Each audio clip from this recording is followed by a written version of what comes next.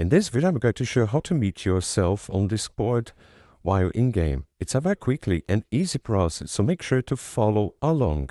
First of all, I will pass the information on this version of Discord, but it's the same process on all versions. What you need to do is just click on User Settings right here, and it will open this settings page. You need to swipe down until you find Keybinds, okay? So here on App Settings, Keybinds, below Notifications, click on Keybinds. You will see several keybinds right here.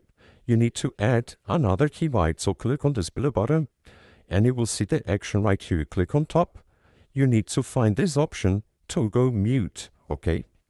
So find Toggle Mute, and now you need to put a keybind. So I will use this one just for example, but you can use any key of your keyboard.